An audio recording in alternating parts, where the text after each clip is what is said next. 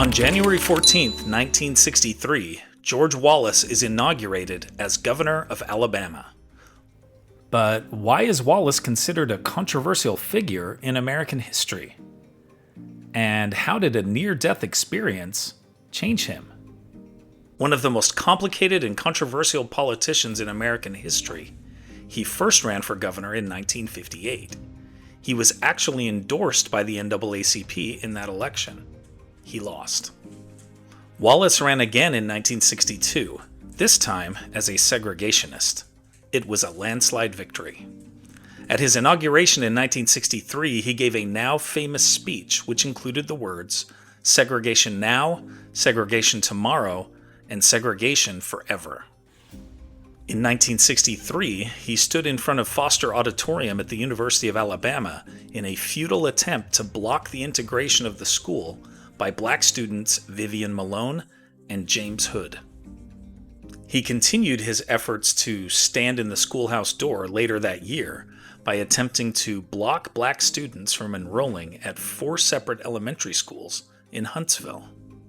Wallace's opposition to integration led him to announce that he would challenge fellow Democrat President John F. Kennedy in the 1964 presidential primary. Wallace made this declaration in Dallas, just days before Kennedy's assassination in that same city. In 1965, Wallace sent state troopers to Selma to block attempts to march to the state capitol in Montgomery. This resulted in the infamous Bloody Sunday incident at the Edmund Pettus Bridge. At the time, under Alabama law, governors could serve an unlimited number of terms, but could not serve consecutive terms. So, in 1966, his wife Lurleen Wallace ran as what many considered a proxy candidate for governor. She won the election, becoming the state's first female governor, but died of cancer in May 1968, and was replaced by Lieutenant Governor Albert Brewer. In 1968, Wallace ran for president as a third-party candidate with the American Independent Party. This campaign for president occurred amid his wife's battle with cancer. He got on the ballot in all 50 states, with a platform promoting law and order, states' rights, and racial segregation. His running mate was Curtis LeMay, the retired U.S. Air Force general who implemented the effective yet controversial strategic bombing campaign in the Pacific Theater of World War II, which included the firebombing of Tokyo and other Japanese cities. LeMay served as a member of the Joint Chiefs of Staff from 1961 to 1965 under U.S. Presidents Kennedy and Johnson. With LeMay as his vice presidential candidate, Wallace won 5 states and 46 electoral votes, making him the most recent third-party candidate to carry a state in a presidential election. Wallace was elected Alabama's governor for a second term in 1970, and in 1972 he ran again for president, this time as a Democratic primary candidate. At a campaign rally in Maryland, Wallace was shot 4 times by 21-year-old busboy Arthur Bremer. Wallace survived, but was paralyzed from the waist down. He ultimately lost that campaign for the Democratic nomination, finishing second in the delegate count. Wallace was re-elected governor of Alabama in 1974 and made another failed attempt at the presidency in 1976. It was during the 1970s, after his near-death experience, that Wallace began contacting civil rights leaders to ask forgiveness for his past actions. In 1979, Wallace said of his stand at the schoolhouse door, quote, "I was wrong. Those days are over, and they ought to be over." End quote. In 1982, he was elected Alabama's governor once again, but this time with black support. During that 4th and final term in office, Wallace appointed more blacks to state positions than any other Alabama governor. This included 2 members of his cabinet.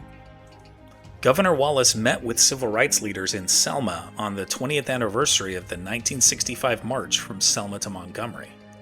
Wallace also met with both Vivian Malone and James Hood, the students he had attempted to block from the University of Alabama decades earlier.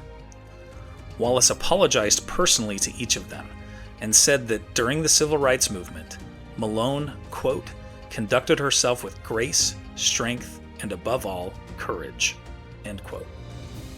Hood stated that he believed in the sincerity of Wallace's apologies, and said that Wallace was haunted by people's lack of forgiveness for his actions. George Wallace died in 1998. James Hood attended his funeral.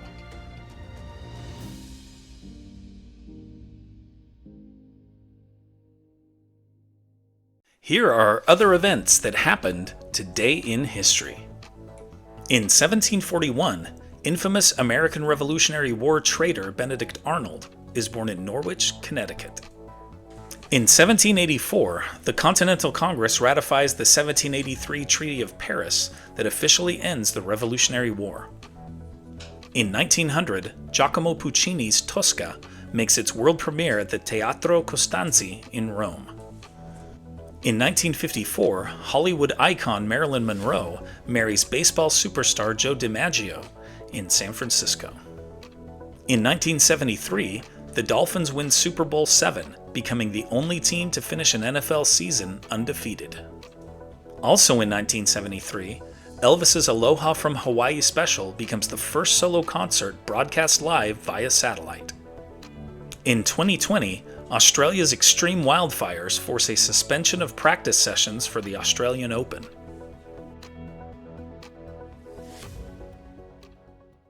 And now, it's time for our Today in History quiz.